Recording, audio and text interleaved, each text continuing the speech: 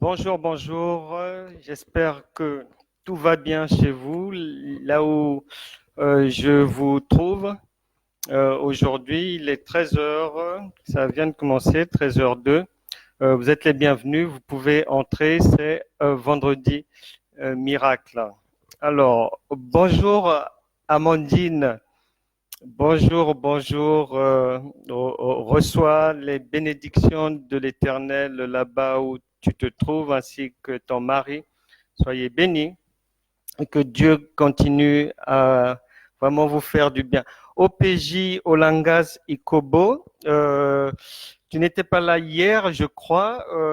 Tu as été absente, je pense, 2 jours parce que on aime bien t'avoir ici et puis voir que tu participes à la marche par la foi avec que nous aussi. Sois béni vraiment, que le Seigneur se souvienne tout le temps de ta maison.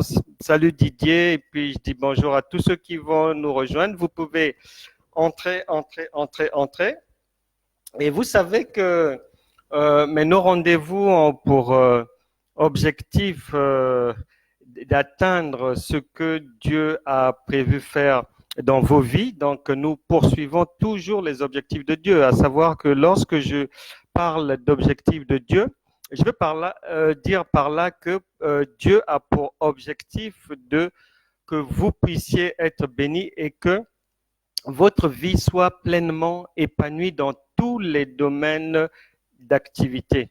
Et c'est pour ça qu'il tient à ce que cette réussite-là, cette victoire-là puisse passer par la foi biblique qui est un raccourci pour parvenir à avoir une vie paisible, une vie épanouie sur terre, parce que ici rien n'est donné. Et puis Matthieu chapitre 11. À partir du verset 12 dit à tout le monde que depuis les temps de Jean-Baptiste, le royaume de Dieu est forcé et puis ce sont les violents qui s'en emparent, mais Dieu est là pour que vous puissiez avoir une vie épanouie, que tout le monde puisse remporter des victoires sur les problèmes, sur les échecs, sur des menaces de divorce, de célibat, sur la stérilité et tout. Bref, le royaume de Dieu est un véritable hôpital, une véritable multinationale qui sait résoudre les problèmes de tout un chacun. Et notre Dieu, celui que nous prions, celui que nous enseignons, El Shaddai, a des solutions qui cherchent vos problèmes. Et c'est pour ça que nous allons aujourd'hui évoquer quelque chose que le Saint-Esprit vraiment veut par là venir au secours d'une personne qui voudrait se suicider. C'est ce que le Seigneur a vraiment mis à cœur ce matin, que quelqu'un est vraiment dans le découragement. Et je rappelle que Dieu est un Dieu merveilleux et que ce qu'il me demande de faire avec vous, c'est pour atteindre les objectifs de la délivrance, de vous délivrer, de vous guérir. On apprend par ces prédications, enseignements, à méditer la parole de Dieu parce que ce n'est pas un livre lambda, donc il y a une manière de recevoir ces choses puisque la Bible dit qu'on les reçoit, qu'on les juge spirituellement, donc il y a une manière qui doit être spirituelle de comprendre ce que Dieu veut vous dire. Donc les objectifs aussi sont ceux-là, que vous puissiez comprendre le langage de Dieu, que vous puissiez apprendre la profondeur de la marche par la foi et que vous puissiez être bien évidemment guéri et délivré de toutes vos angoisses. Pour aujourd'hui, nous allons donc aller dans le livre de l'évangile de Jean, chapitre 11. On va parcourir les versets 38 à 44. Le cadre est lequel? C'est Jésus-Christ qui est informé par Marthe et Lazare, Marthe et Marie, dont la Bible dit que c'était les amis de Jésus avec leur frère Lazare. Et comme vous avez le Saint-Esprit, vous êtes devenus amis de Dieu, amis de Jésus qui est maintenant en vous. Donc, lorsque la parole de Dieu que nous allons parcourir parle de Marthe, parle de Lazare, ce n'est pas Marthe ou Lazare. La parole de Dieu, Dieu parle de vous, Dieu parle de toi. Dieu ne parle pas des gens qui sont déjà partis, non, puisque la Bible déclare, Luc chapitre 20, verset 38, que Dieu n'est pas un Dieu des morts, mais des vivants. Et vivant, c'est vous, c'est moi. Donc là, il s'adresse à nous. Et il est dit, verset 38, Évangile de Jean, chapitre 11, verset 38. Une fois de plus, Jésus fut intérieurement bouleversé. Jésus, entendu par là, le Saint-Esprit qui est en vous, fut intérieurement bouleversé. Il arriva au tombeau. Point. C'était une grotte dont l'entrée était fermée par une pierre. Donc Lazare est déclaré décédé. Ses sœurs vont chercher leur ami Jésus. Ils font route vers le tombeau de Lazare. Ce Jésus-là, c'est le Saint-Esprit qui est en vous. Vous êtes dans une difficulté actuellement. Vous avez prié, donc vous avez demandé le secours de Dieu. Et Dieu est en train de venir. Dieu est en train d'apporter la solution.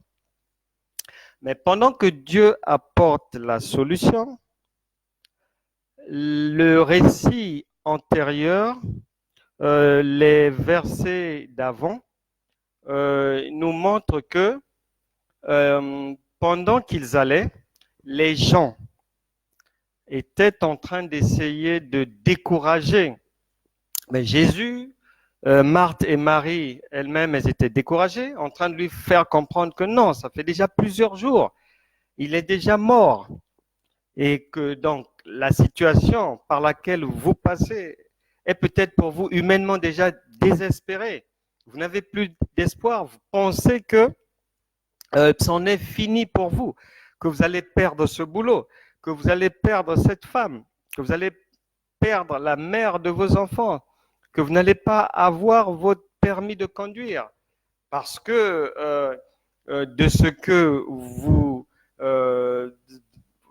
connaissez de vous-même dans ce genre de situation, vous êtes en panique, vous tremblez, il y a un stress et vous êtes sûr que vous allez, le jour de la conduite, perdre tous vos moyens. Mais si le Saint-Esprit est en vous, ce n'est pas pour des vacances, c'est pour accomplir des missions bien précises qui ont pour but de vous sortir de toute difficulté, peu importe la profondeur de la chose, peu importe la gravité de la situation par laquelle vous passez. Sachez que Dieu est là. C'était une grotte dont l'entrée était fermée par une pierre. Donc, vous vous retrouvez comme dans une prison. Vous avez été peut-être maudite par un ex, par le père de vos enfants.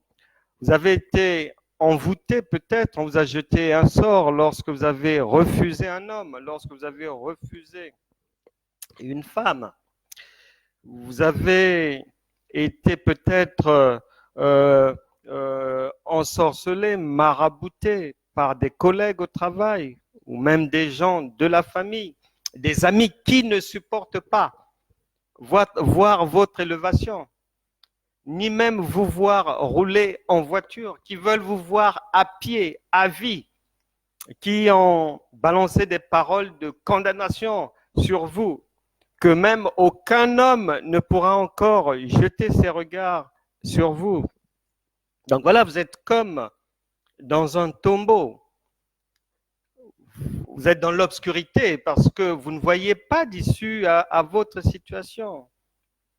Est-ce que vous avez détourné de l'argent sur votre lieu de travail? Est-ce que vous êtes convoqué après avoir été pris ou prise la main dans le sac? Verset 39, enlevez la pierre, commanda Jésus. le Saint-Esprit qui est en vous vous entend lui adresser une prière. Jean chapitre 9, verset 31, là-bas, il est dit que Dieu n'exauce pas les pécheurs. Donc là, si le Saint-Esprit donne un ordre pour votre délivrance, pour votre libération, pour venir à votre secours, c'est que vous avez de beaux vêtements, c'est-à-dire que vous avez rangé votre vie, vous avez mis votre maison en ordre, ou bien vous avez pris la décision en pensée, en esprit, dans votre tête, de changer de manière de vivre, de ne plus chercher à séduire tous les hommes de votre ville, tous les hommes du quartier.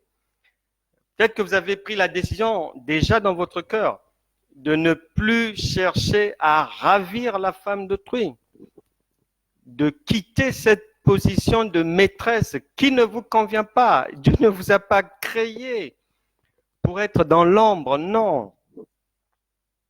Il y a votre moitié qui est quelque part. Et Dieu, si vous êtes patiente, va vous l'emmener. Pour les hommes, c'est pareil. Et donc, le Saint-Esprit donne un ordre.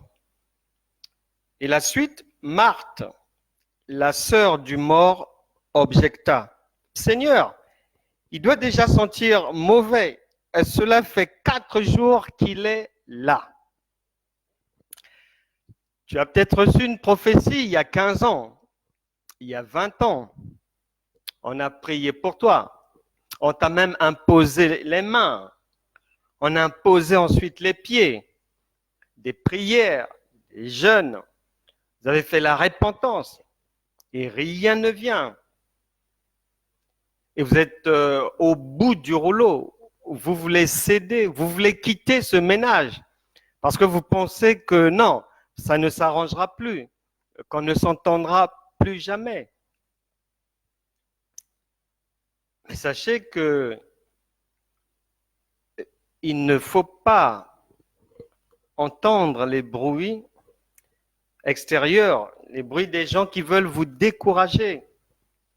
Si ce sont des prophéties dont vous ne voyez pas le jour, est-ce que vous avez bien lu la parole de Dieu? Est-ce que vous avez à l'esprit qu'une prophétie venant de Dieu, sa mise en marche, sa réalisation suit une route bien tracée? C'est-à-dire qu'une prophétie venant de Dieu est facile, c'est facile à savoir si elle vient de Dieu. Lorsque ça vient de Dieu, immédiatement que la prophétie vous est donnée, dès le lendemain, vous allez vivre le contraire de la prophétie. Une prophétie divine commence toujours par son contraire. Joseph reçoit un premier songe d'élévation future, deuxième songe, la confirmation de Dieu, puisque Dieu a dit que c'est le témoignage de deux qui est pris en compte. Donc 2 fois, c'est le doigt de Dieu. Mais immédiatement après le deuxième songe, il se retrouve en prison chez Potiphar. Et c'est toujours comme ça. David est oint roi d'Israël par Samuel, le prophète Samuel, mais au lendemain de l'onction royale qu'il a reçue, il est pourchassé et il va aller dormir dans les rochers, dans les cavernes et mener une vie de fugitif. Et des exemples mais comme ça, il y en a tellement. Donc, si tel est votre cas, sachez que vous êtes sur la bonne voie. Il faut que ces choses-là se passent pour vous enseigner, pour vous donner des racines. C'est dans la douleur, la difficulté, malheureusement, qu'on se forge un caractère, une détermination, une bonne conscience pure, comme Paul l'a relevé en ce qui concerne Timothée. C'est dans l'épreuve qu'on met sa vie en ordre et qu'on se tient debout devant Dieu. Donc ne désespérez pas. Au contraire, si ça ne marche pas pour le moment, alors que vous voyez ces choses-là déjà dans votre esprit depuis longtemps, alors que Dieu a parlé à travers ses prophètes, à travers ses serviteurs, et il vous a parlé directement à travers des songes, ne désespérez pas. Marthe, la sœur du mort, est venue pour dire au Seigneur que non, ça ne sert pas, ça fait 4 jours. Vous qui êtes Marthe là, ne soyez pas incrédules.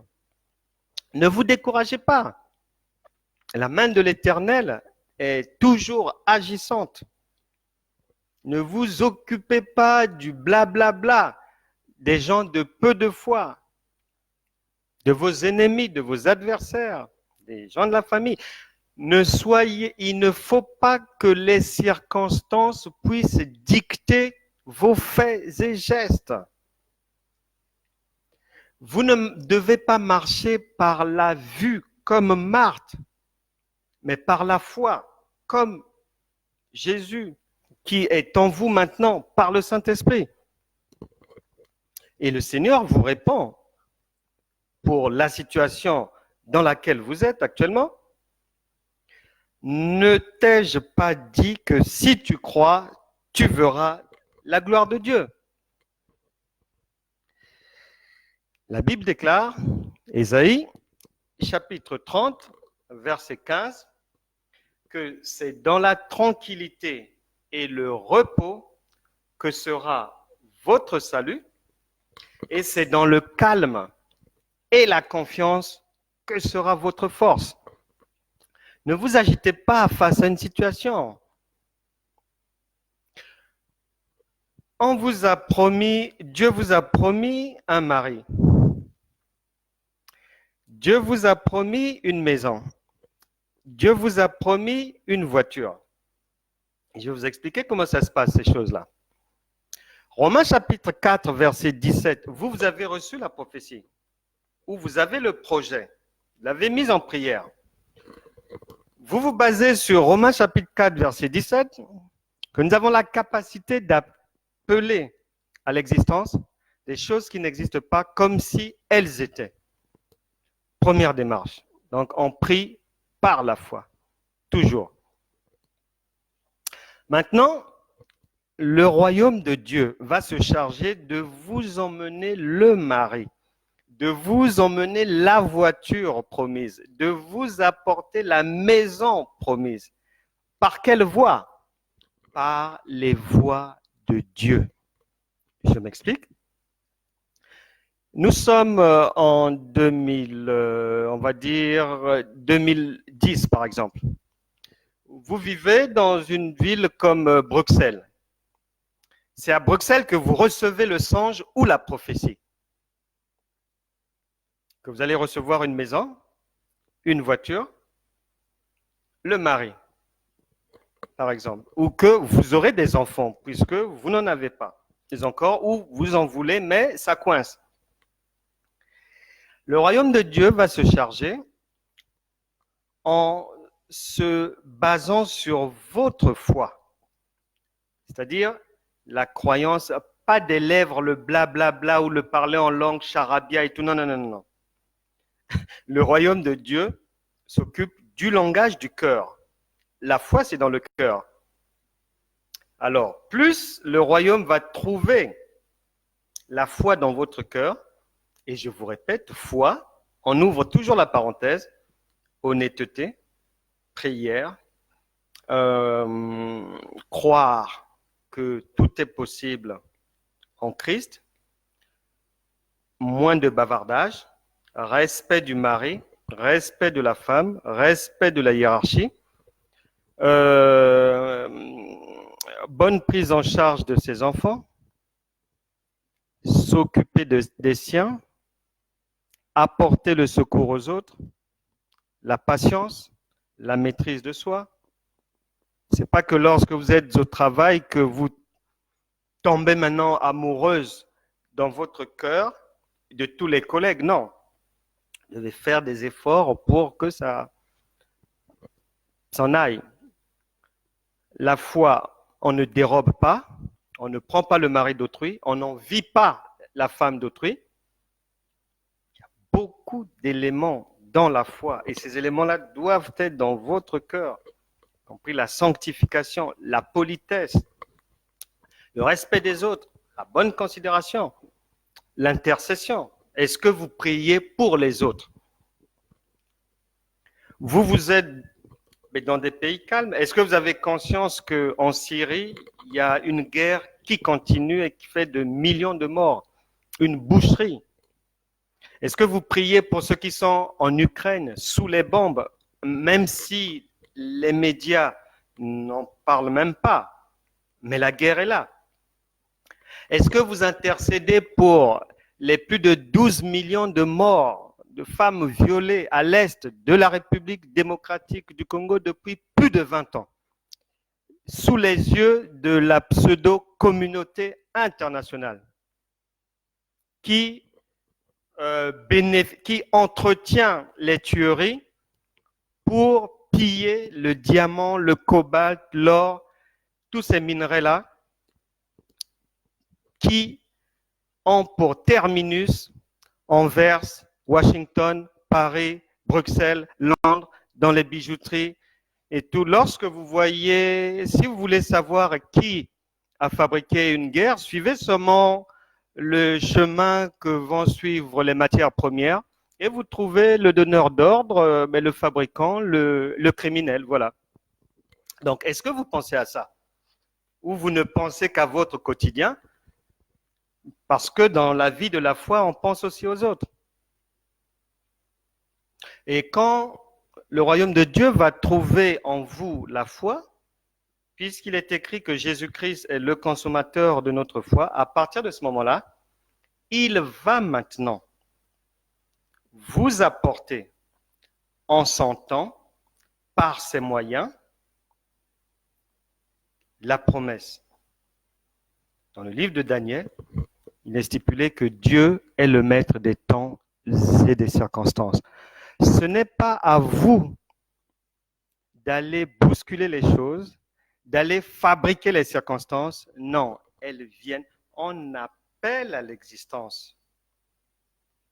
La foi va fabriquer cela. Puisque la foi peut tout fabriquer. Et si, par exemple, vous êtes face à un choix à faire, pour choisir, par exemple, un conjoint, si vous avez élaboré des critères de choix, le conseil que je peux vous donner, c'est que dans vos critères, que les principaux critères soient des critères non matériels, mais spirituels et caractériels. Des critères assis sur le caractère de la personne, sur des choses qui peuvent bouger difficilement.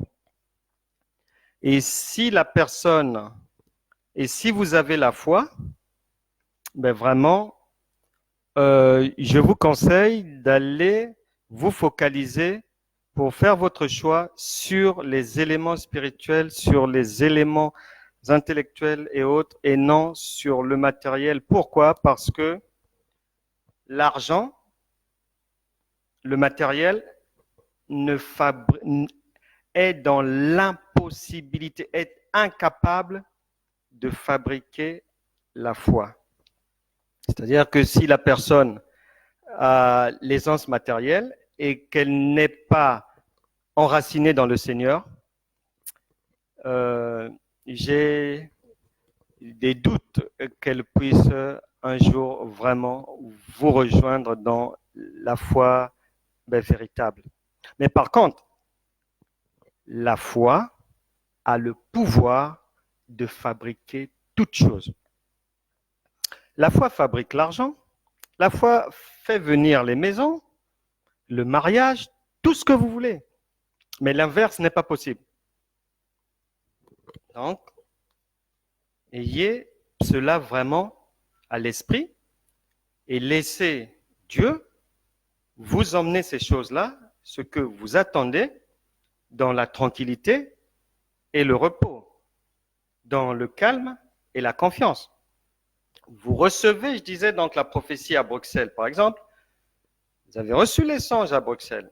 Les hommes de Dieu, les servants de Dieu ont prophétisé que vous recevrez une maison, vous allez vous marier, vous allez avoir un véhicule. Le royaume de Dieu va travailler pendant que vous avancez dans la vie de la foi. Le royaume de Dieu va se charger de vous emmener ces éléments. Le problème, là où nous avons du mal, c'est que nous pensons que le royaume va nous les apporter à Bruxelles. Des fois, non. Bien souvent, on a reçu la promesse à Bruxelles, mais c'est dans la ville de Brest, par exemple, que ces choses-là sont déjà disposées et vont vous attendre. Donc, l'agenda de Dieu va attendre que des circonstances arrivent pour que soit vous soyez affecté en France et puis après que vous déménagiez pour aller vivre à Brest. Bref, il y aura des circonstances où vous rencontrez quelqu'un qui habite en France, qui habite à Brest, qui vous dit de venir, ou bien une amie vous appelle que non, ici, dans notre entreprise, on recrute les gens, est-ce que ça te dirait de venir à Brest, ici, cela? Et c'est comme ça. Et votre départ de Bruxelles pour arriver à Brest peut prendre une année. Ça peut intervenir 2 ans après, 3 ans après, mais le mari, la maison et le véhicule vous attendent déjà à Brest. Pourquoi? Parce que si les hommes prient et prennent des résolutions pour l'avenir, Dieu, lorsqu'il parle, c'est un Dieu lorsqu'il parle, il a déjà fini, il a déjà achevé. Son futur est un passé. Donc, lorsqu'il dit, c'est déjà fait, il n'a plus rien à faire. Donc, c'est comme ça. La vie attendra que vous puissiez, par des circonstances, arriver à vous établir à Brest et la foi va continuer à créer les circonstances pour que un jour, que soit vous gagnez dans un concours quelque part une tombola, une voiture, mais à Brest seulement, ça ne sera pas dans une autre ville. Ou soit, comme ça, vous êtes tellement performante au travail et puis l'entreprise donne un bonus à certaines personnes et vous en faites partie et vous recevez un véhicule. Mais cette entreprise se trouve à Brest seulement, pas ailleurs. Et c'est comme ça la marche de la foi. C'est pour ça qu'il faut avoir à l'esprit que Dieu a 3 choses en main en permanence. Un agenda, le vôtre, une boussole pour vous donner l'orientation de là où il faut aller, et une montre chronomètre des fois qui tourne au chrono pour vous faire comprendre que là, soit il faut accélérer, soit il faut ralentir, mais il y a un tempo, celui que vous devez suivre dans vos attentes, dans votre vie de prière, dans votre marche, qui doit être en harmonie avec la montre divine. Et c'est comme ça que lorsque le Saint-Esprit qui est en vous, donc là, Jésus avec Marc, lorsqu'ils vont, le Seigneur sait que Lazare n'est pas mort, puisque lui est présent, et lorsque Dieu est là, la mort n'a pas sa place. La mort n'a pas sa place. Elle est déjà vaincue. Donc vos difficultés sont déjà vaincues. À vous de savoir attendre le secours de Dieu dans la bonne posture et de savoir voir les choses spirituellement et les comprendre aussi spirituellement. Et sinon, vous serez comme Marthe, ne comprenant rien, alors que Dieu est avec vous. Ils cheminent ensemble. Et le Saint-Esprit est en vous. Vous devez parler le même langage. Vous devez avoir la même foi que Dieu. Et lorsqu'il vous dit, ne t'ai-je pas dit que si tu crois, tu verras la gloire de Dieu? Arrivé devant votre difficulté, le Saint-Esprit a déjà parlé. On ôta donc la pierre. Jésus, tournant alors son regard vers le ciel, dit, Père, je te remercie d'avoir exaucé ma prière. Le Saint-Esprit qui est en vous ne vous demande pas de jeûner avant de solutionner votre problème, avant que vous ne receviez votre miracle. Il ne vous demande pas d'aller vous coucher par terre sur une montagne là-bas, parlant en langue, une langue incompréhensible. Des fois, puisque vous n'avez pas l'interprétation, donc vous parlez en l'air. Le Saint-Esprit ne vous demande aucun effort, il ne vous demande pas une cure d'âme, non. Il est en vous pour vous sortir de toute difficulté et vous faire avancer dans la vie. La Bible déclare qu'il n'y aura aucune personne malade, aucune personne stérile et aucune personne indigente, donc pauvre, misérable, dans votre maison. Vous devez croire en ces paroles qui viennent de Dieu et les enterrer dans votre cœur pour que votre foi devienne solide et agréable à Dieu. Père, je te remercie d'avoir exaucé ma prière. Donc, c'est pour dire que avant même que vous ne puissiez voir le miracle s'accomplir, mais c'est déjà fait puisque là, on remercie. On remercie d'abord parce qu'on a conscience que Dieu nous exauce toujours. Pour moi, je sais bien que tu m'exauces toujours. Et le Saint-Esprit est en vous, c'est pour vous exaucer. Ça n'a pas changé. Dieu est le même hier, aujourd'hui, éternellement. Il va vous exaucer. Vous n'avez pas besoin de voir quelque chose de particulier ou de sentir. Non. La foi, même les gens disent que l'amour est aveugle.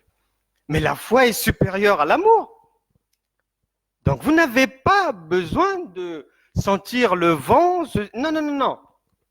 La foi, elle vient toujours à vous apporter ce que vous attendez dans votre foi.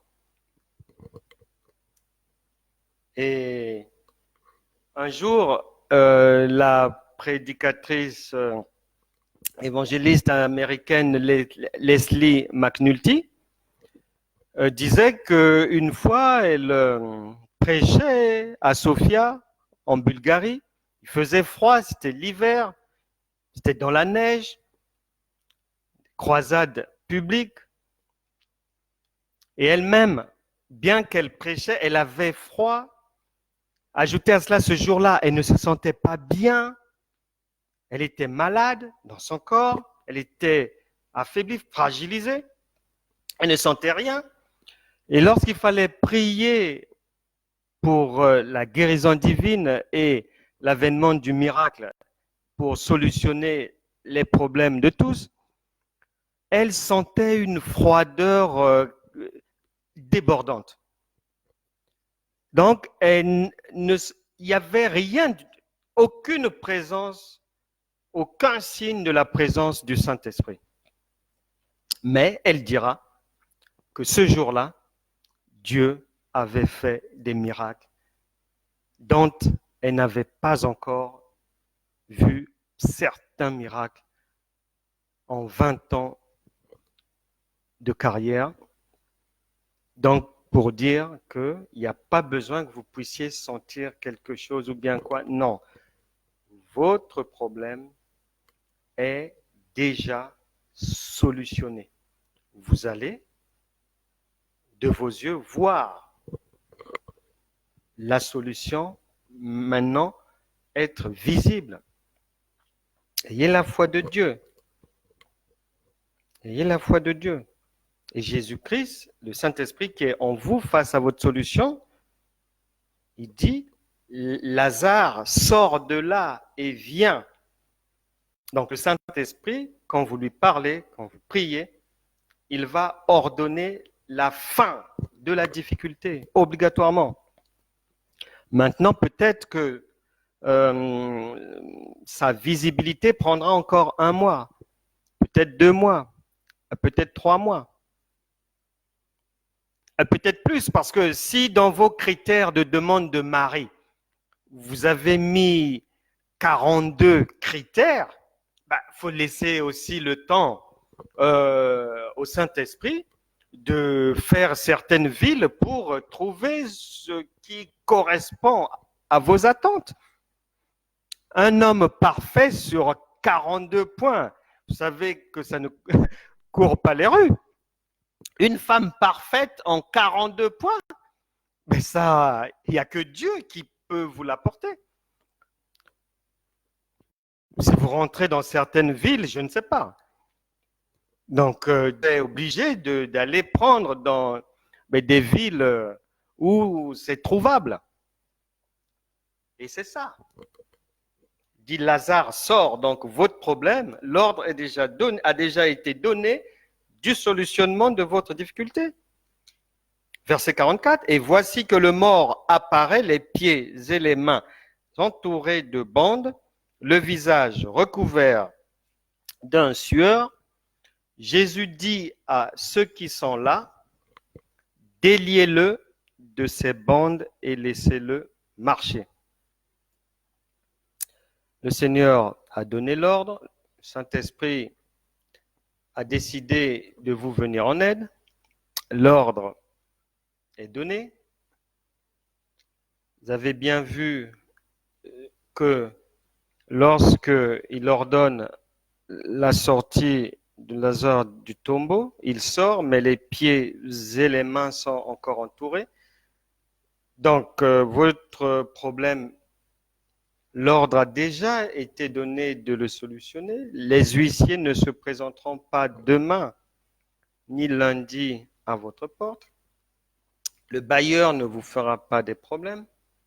L'ordre a déjà été donné, il est déjà stoppé. Mais cependant, vous voyez bien qu'il y avait encore des bandes et qu'il fallait enlever ces bandes-là. Donc, bien que l'ordre ait été donné de votre miracle, vous pouvez encore voir, soit il y a des séquelles de la maladie encore, ou soit il y a des signes de douleur, ou soit la situation, vous avez encore des mises en demeure, des relances, c'est problématique, ça chauffe dans le foyer, ça se dispute, au boulot, vraiment ça brûle et tout, mais ne vous occupez pas de ça, puisque vous êtes déjà libéré.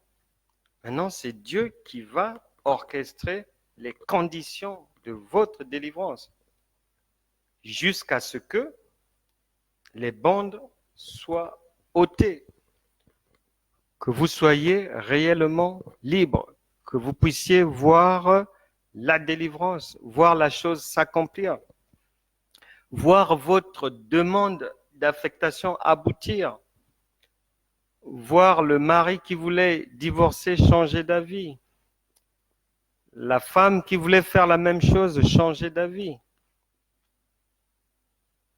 voir cette stérilité prendre fin. Vous devez croire que c'est déjà fait. C'est déjà fait. La Bible déclare en Ecclésiaste chapitre 9, versets 4 à 6, que pour tous ceux qui vivent, il y a de l'espérance. Et qu'un chien vivant vaut mieux qu'un lion mort. Donc, votre situation pour Dieu est une petite situation déjà solutionnée. Ayez cela à l'esprit. Et croyez que Dieu a déjà fait. Lorsque vous recevez la prophétie, lorsque vous recevez le songe, lorsque votre projet est jour et nuit devant le trône de Dieu, croyez que cela est déjà accompli et que si c'est ainsi, vous le verrez s'accomplir. Donc, ayez la foi de Dieu. Le miracle de Dieu est toujours disponible. Peu importe la situation que vous traversez, sachez que vous avez la résurrection, que vous avez la victoire sur cette difficulté, la victoire sur ce drame. Là où les portes ont été fermées, là où les portes sont fermées, Dieu les ouvre maintenant.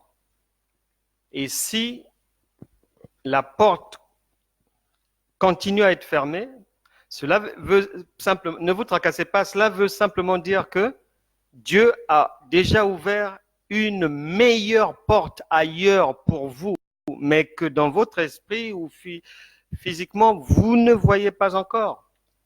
Mais elle est déjà ouverte. Donc ne vous inquiétez pas, ne paniquez pas face à toute tempête. Croyez que le Saint-Esprit qui est en vous vous a déjà exaucé. Il est là pour ça. Ce n'est pas un vacancier. Et ces choses, vous les verrez s'accomplir si vous demeurez vraiment dans la foi et que vous gardez la foi dans votre cœur avec la résolution de marcher conformément aux standards de Dieu. Et j'ai la ferme conviction que la difficulté devant laquelle vous vous trouvez fait partie du passé, que le royaume de Dieu a déjà apporté la solution.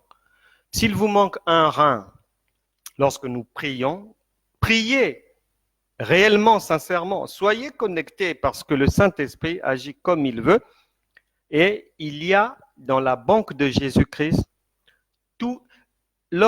Même un homme, lorsqu'il fabrique une automobile, il a prévu des pièces de rechange. Vous êtes une créature de Dieu. Tous vos organes là, le royaume de Dieu les a. 9.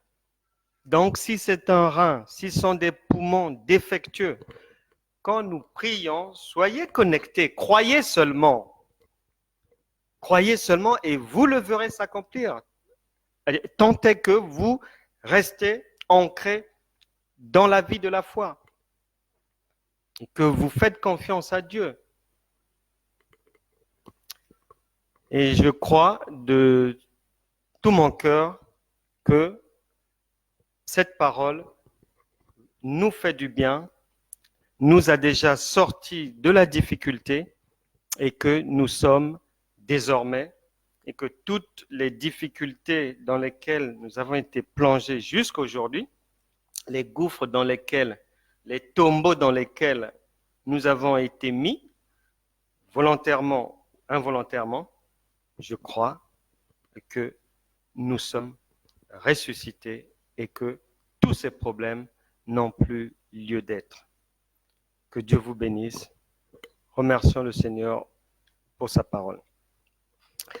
Seigneur, merci pour la révélation. Seigneur, tu as prévu nous donner la vie et la vie en abondance.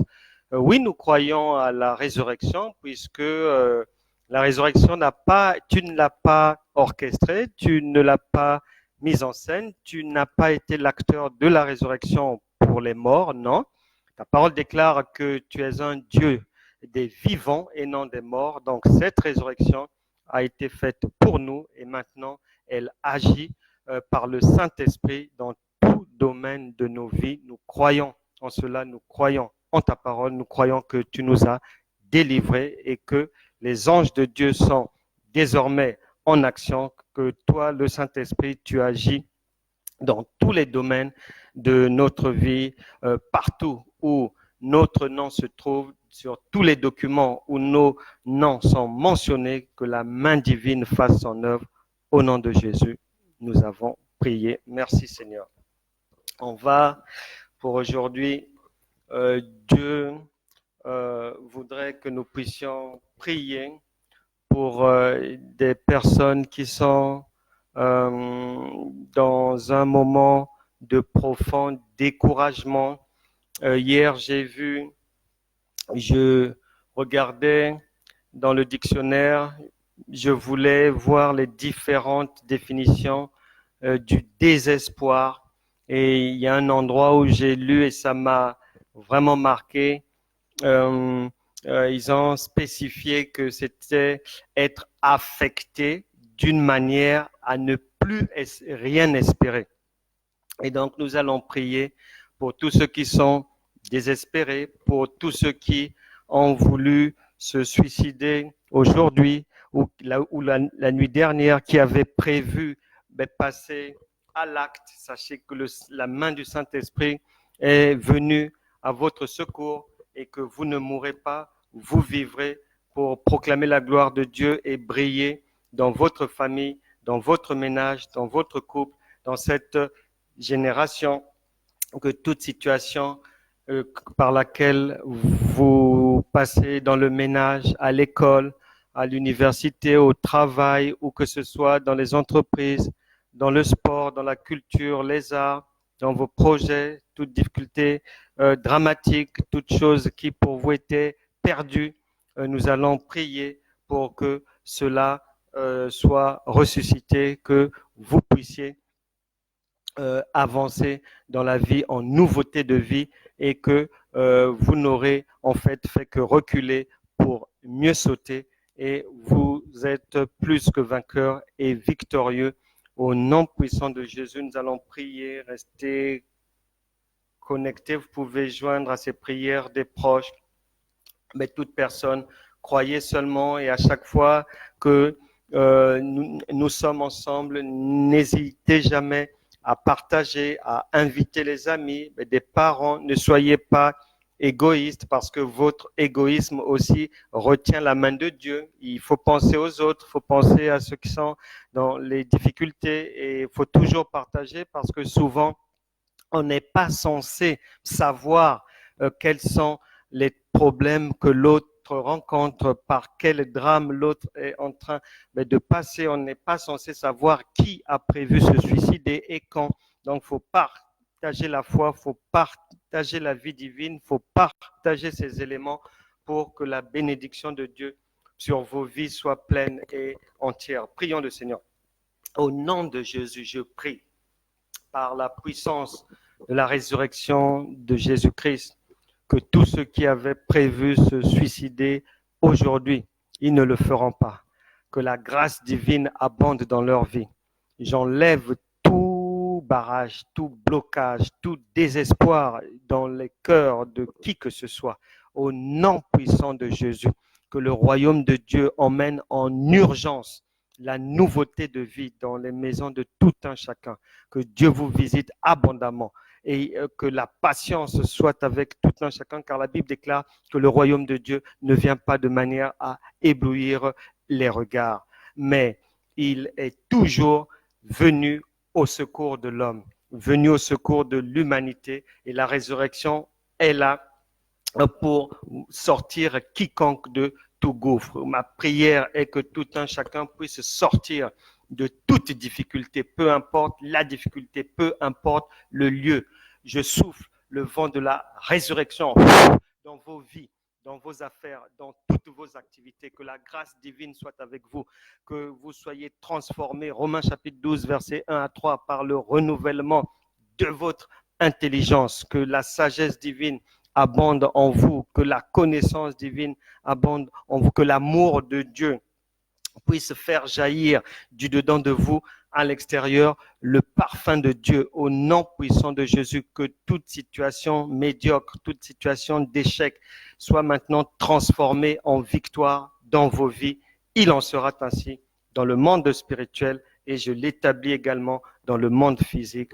Au nom de Jésus. Amen. Je vous embrasse tous. Bonne fin de journée. Que le Seigneur continue à vous faire du bien. On se retrouve demain, même heure, même endroit, 13 heures à Paris. Et il sera 19 heures, je pense, à Port-au-Prince, 12 heures à Kinshasa et Brazzaville et que Dieu vous bénisse. À demain, bonne journée et gardez la foi, restez dans la foi. N'hésitez pas aussi à encourager les autres et que les nouvelles grâces de Dieu, les bénédictions que vous venez de recevoir et la délivrance divine, que vous puissiez vraiment bien la conserver. Et ayez conscience que le Fils vous a réellement affranchi. Que Dieu vous bénisse. On se retrouve demain. Au revoir.